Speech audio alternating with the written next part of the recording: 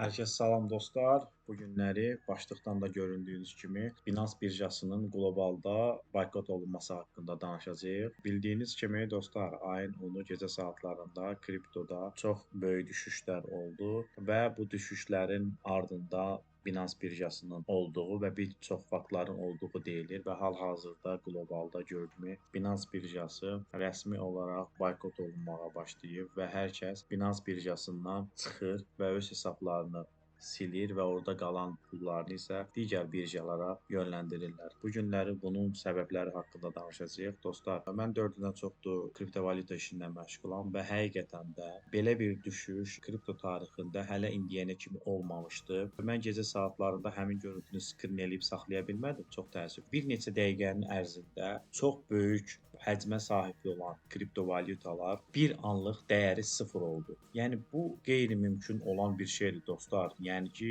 kripto tarixində belə bir şey olmayıb. Buna bənzər, buna yaxın olub, amma belə bir şey olmamışdı ki, yəni bunun da altında Binance birjasının olduğu deyilir. Çünki dostlar, 5 milyard, 10 milyarddan çox bazar dəyəri olan kriptovalyutanın necə mümkün ola bilər ki, bir neçə dəqiqənin ərzində qiyməti sıfıra düşsün? Yəni bu qeyri-mümkün olan bir şeydir. Bunun da altında təbii ki, bəzi qurumlar var idi və bundan lazımi formada istifadə elədilər. Ən məşhur olan kriptovalyuta birjası olan Binance da bundan öz payını aldı və yayılan məlumatlara əsasən həmin dərin düşüş olmamışdan 5 dəqiqə əvvəl Binance botları dövriyyəyə girib və bütün bazara short açdılar və bunun da nəticəsində düşüş dərinlədi və bu qədər düşüş oldu və onlar öz xeyirlərini təbii olaraq buradan götürdü. Gəlin bu düşüşün altında yatan məqamlardan danışaq. Nəyə görə oldu, nəyi səbəb gətirdilər və kimlər buradan küllü miqdarda pul qazandı? Səbəb gətirdilər ki, ChatGPT-ni yapay zəkasının daha da inkişaf elətdirməsi üçün Amerika Çindən kök hüceyrələri tələb etdi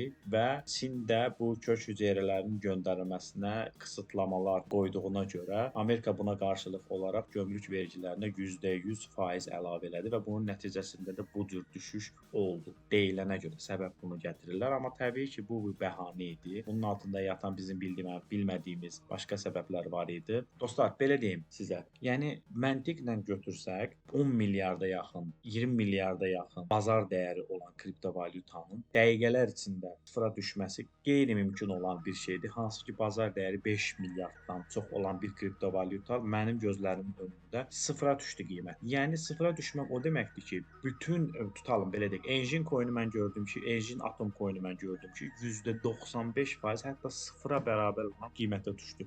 Bu necə ola bilər ki, yəni hər kəs bir anda mı bu kriptovalyutanı belə deyək də, yəni kimlərin əlində heç mi qalmadı ki, bu kriptovalyutadan bu qiymət bir anlıq sıfıra düşdü. Bu təbii ki, qeyri-mümkün olan bir şey idi. Binance-ın bir oyunu idi. Lazım olanı elədilər və lazımı qədər pullar götürdülər. 1 milyondan çox trader bu düşüşün ardından demək olar ki, iflas eləyib, bütün pulların hamısını itiriblər. Binance da bu qədər olanların ardından sadəcə çıxıb bir kəlmə dedi ki, orada yəni bizim gördüyümüz kriptonun qiymətinin sıfır olması sadəcə bir görüntü xətası imiş, güya dediklərinə görə. Çünki bütün dünya indi hal-hazırda gördüyünüz xəbərlərə görə də Binance bunun üzündən boykot edib və hər kəs Binance-dan çıxır. İndi Binance hansı oyuna əl atıb onu deyəcəm sizə. Burada da məntiqlə fikirləşəsiniz. Dostlar, baxın, Binance başlayıb airdroplar paylamağa, hansı ki, böyük hesabları olan və böyük ziyanları olan istifadəçilərə 2001, 801, baxın burada 3648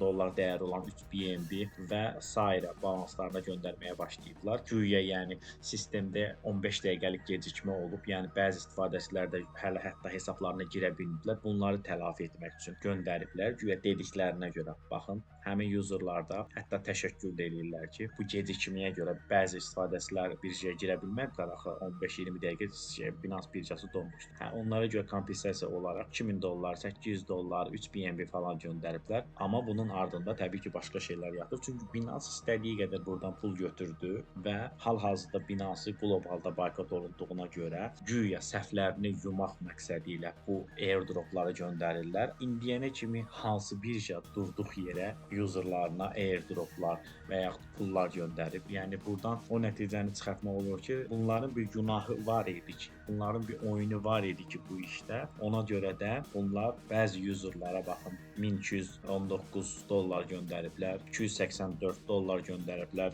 $3000 göndəriblər. Yəni heç bir birja bunu indiyənə kimi etməyib. Yəni burada da səbəb o çıxır ki, deməli bunların burada bir oyunu var idi ki, bunlar da userlarını əldən çıxartmasın deyə bu oyunu əl atıblar və yayılan bir məlumata da əsasən baxın, həmin gecə baş verən düşüşdən 30 dəqiqə əvvəl Trumpın kiçik oğlu bütün bazara short açıb və həmin düşüşdən deyilən məlumata əsasən baxın burada digər xəbərdə göstərilir, $200 milyon həmin düşüşdən pul götürüb. Yəni burdan da o nəticəni çıxartmaq olur ki, bunların xəbəri var idi bu oyundan, özləri qurmuşdular bu oyunu və Trumpın oğlu da içəridən aldığı məlumata əsasən o məlumatdan yararlanıb bütün bazara short açdı. Trumpın oğlundan da əlavə Binance botları da dövriyyəyə girdi və bazarda kimlər ki long açmışdı, həmin pulların hamısını yudular, çıxartdılar ortadan. İndi buradan o nəticəyə gəlmək olar ki, dostlar, artıq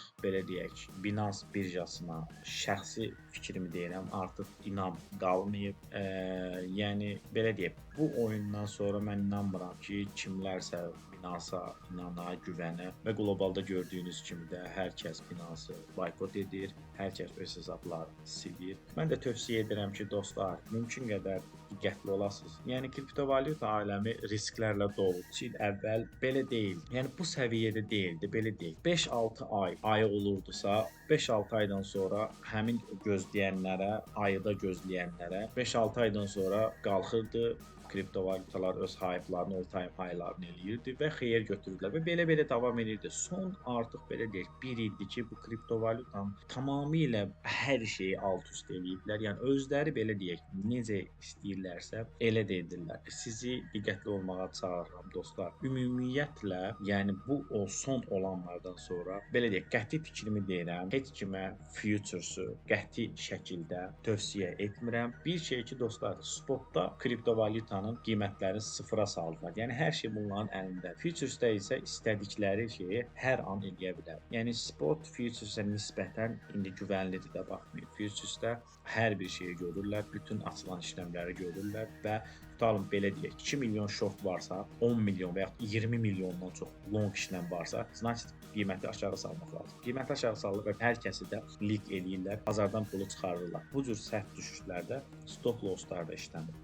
Stop loss nədir? Bunlar haqqında video çəkəcəm. Dostlar, bu cür videoların davamını gəlmək istəyirsinizsə, kanalımıza abunə olun. Şərh bölməsinə öz fikirlərinizi yaza bilərsiniz. Mən oradan oxuyub cavablandıracağam. Kanalımızda hər həftə yeni videolar yayımlanacaq. Kripto və digər qazanc metodları haqqında. Sağ olun, salamat qalın dostlar.